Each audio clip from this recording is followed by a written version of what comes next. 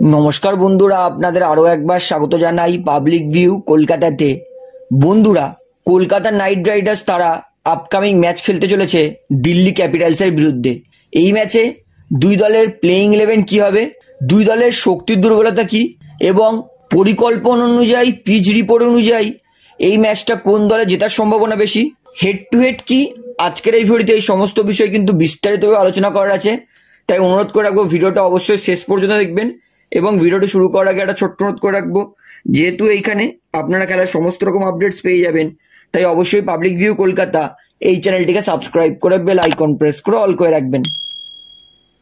তাহলে বন্ধুরা, Delhi Capitals versus KKR এই ম্যাচটা খেলা হবে 3 এপ্রিল অর্থাৎ ওয়েডনেসডে সন্ধে 7:30 থেকে দিল্লি ক্যাপিটালসের হোম গ্রাউন্ড।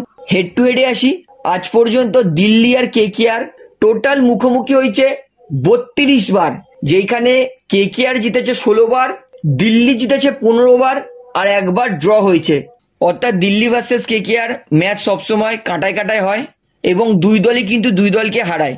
এইবারে শক্তির দুর্বলতাতে আসি, বর্তমানে কিন্তু পয়েন্টস টেবিলে কেকেআর 1 নম্বরে আছে 2 ম্যাচে 4 পয়েন্ট এবং কেকেআর এর নেট রান রেট +1 এর, এবং দিল্লি তারা 3 ম্যাচে প্রথম জিতেছে চেন্নাইয়ের বিরুদ্ধে, অর্থাৎ দিল্লির পয়েন্ট 3 ম্যাচে 2।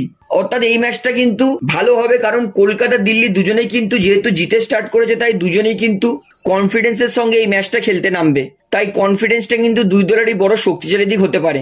এইবারে আসে শক্তির দুর্বলতাতে, দিল্লি তাদের এই মুহূর্তে সব থেকে বড় শক্তিশালী দিক হচ্ছে দিল্লি তাদের বোলিং অ্যাটাক। স্পেশালি দিল্লির কাছে কিন্তু ভালো পেস বোলার আর স্পিন বোলার আছে, যারা এই মুহূর্তে ভালো ভারতীয় দলের জন্য খেলছে। এবং দিল্লির আরো একটা প্লাস পয়েন্ট, সেটা হচ্ছে দিল্লির ওপেনার ব্যাটসম্যান 1, 2, 3 দিল্লির কিন্তু ভালো কাজ করছে। অর্থাৎ টপ অর্ডার ব্যাটসম্যান আর বোলিং আর ফিল্ডিং, এই তিনটে হচ্ছে দিল্লির শক্তিশালী দিক। এবং দিল্লি ক্যাপিটালসের দুর্বলতা হচ্ছে দিল্লি ক্যাপিটালসের মিডিল অর্ডার আর লোয়ার মিডিল অর্ডার ব্যাটসম্যানরা। এইবারে বলি কেকেআর এর শক্তিশালী দিক। কেকেআর তাদেরও কিন্তু দল প্রচন্ড শক্তিশালী। কেকেআর তাদের শক্তিশালী দিক ধরতে গেলে কেকেআর এর ব্যাটিং দারুণ স্ট্রং। কেকেআর এর যেমন ওপেনিং সেরকম মিডিল অর্ডার সেরকম ম্যাচ ফিনিশার, অর্থাৎ ব্যাটিংটা এই সিজনে কিন্তু কেকেআর এর প্রচন্ড শক্তিশালী দিক। এবং কেকেআর তাদের কিন্তু স্পিন বোলিং ডিপার্টমেন্টটাও কেকেআর এর শক্তিশালী দিক। কেকেআর স্পিন বোলাররা চমৎকার পারফরমেন্স করছে, কিন্তু কেকেআর এর দুর্বলতা বলতে গেলে কেকেআর এর পেস বোলিং অ্যাটাক।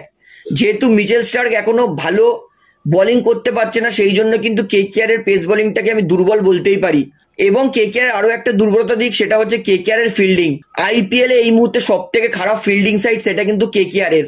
অর্থাৎ কেকেআর এর শক্তিশালী দিক হচ্ছে কেকেআর তাদের batting, spin bowling, match finishing, এবং কেকেআর এর দুর্বলতা হচ্ছে কেকেআর এর ফিল্ডিং এবং কেকেআর এর পেস বোলিং অ্যাটাক। এইবারে আসি দুই দলের প্লেইং 11 কি হবে। সবার প্রথমে দিল্লি ক্যাপিটালস এর কি প্লেইং 11 হবে সেটা জানাই। এবং কেকেআর এর জন্য ভালো খবর হচ্ছে, যেহেতু কুলদীপ যাদব তার সামান্য চোট আছে, তাই অনুমান করা হচ্ছে কুলদীপ যাদব কেকেআর এর বিরুদ্ধে নাও খেলতে পারে। আর কুলদীপ যদি কেকেআর এর বিরুদ্ধে না খেলে, তাহলে কিন্তু কেকেআর অটোমেটিক অনেক বেশি এগিয়ে থাকবে। তাই আমি মনে করছি কেকেআর এর বিরুদ্ধে কুলদীপ খেলবে না। তো দিল্লি তাদের ওপেনিং করবে পৃথ্বী শ আর ডেভিড ওয়ার্নার। 1 ডাউনে ঋষভ পান্ত, 2 ডাউনে মিচেল মার্শ, 3 ডাউনে ট্রিস্টান স্টাবস, 4 ডাউনে অক্ষর প্যাটেল, 5 ডাউনে অভিষেক পোরেল। দিল্লির কিন্তু এই 1 থেকে 7 নম্বর পর্যন্ত ব্যাটিং থাকবে, যারা কিন্তু ভালো ব্যাটিং করে। দিল্লি তাদের 8 নম্বর প্লেয়ার আনসারি নোকিয়া, 9 নম্বর প্লেয়ার মুকেশ কুমার, 10 নম্বর প্লেয়ার ঈশান শর্মা আর 11 নম্বর প্লেয়ার খালিল আহমেদ। এবং দিল্লি ইম্প্যাক্ট প্লেয়ার ব্যবহার করবে রাশিক সালামকে। অর্থাৎ দিল্লি কিন্তু এই প্লেইং 11 খেলবে কেকেআর এর বিরুদ্ধে। এইবারে বলি কেকেআর তারা কি প্লেইং 11 খেলাবে। কেকেআর তারা কিন্তু আমি মনে করি প্লেইং 11 এ কিছু পরিবর্তন হয়তো করবে না। কেকেআর তাদের ওপেনিং করবে ফিল সল্ট আর সুনীল নারিন।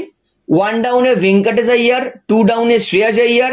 কেকেআর তাদের 5 নম্বর প্লেয়ার রিঙ্কু সিং, 6 নম্বর প্লেয়ার রমনদীপ সিং, 7 নম্বর প্লেয়ার আন্দ্রে রাসেল এবং 8 নম্বর প্লেয়ার হবে অনুকূল রয়, অলরাউন্ডার। অর্থাৎ কেকেআর তাদের কিন্তু এই 1 থেকে 8 প্রপার ব্যাটসম্যান, যারা কিন্তু ভালো ব্যাটিং করতে পারে এবং কেকেআর এর জন্য কিন্তু ব্যাটিং করেও ম্যাচ ঘোরাতে পারে। কেকেআর 9 নম্বর প্লেয়ার মিচেল স্টার্ক, 10 নম্বর প্লেয়ার হর্ষিত রানা, 11 নম্বর প্লেয়ার বরুণ চক্রবর্তী।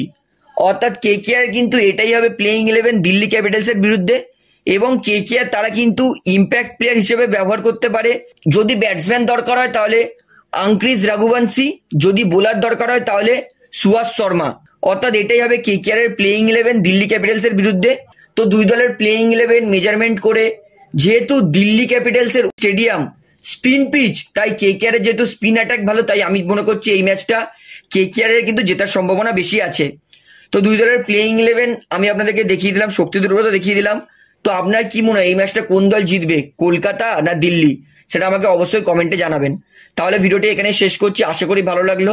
তো ভিডিওটি ভালো লাগলে অবশ্যই লাইক করুন, কমেন্ট করুন, শেয়ার করুন, এবং বন্ধুরা চ্যানেলটি দ্বারা নতুন আছেন সবাইকে একটা অনুরোধ করবো, তারা অবশ্যই পাবলিক ভিউ কলকাতা এই চ্যানেলটিকে সাবস্ক্রাইব করে বেল আইকন প্রেস করে অল করে রাখবেন। ধন্যবাদ।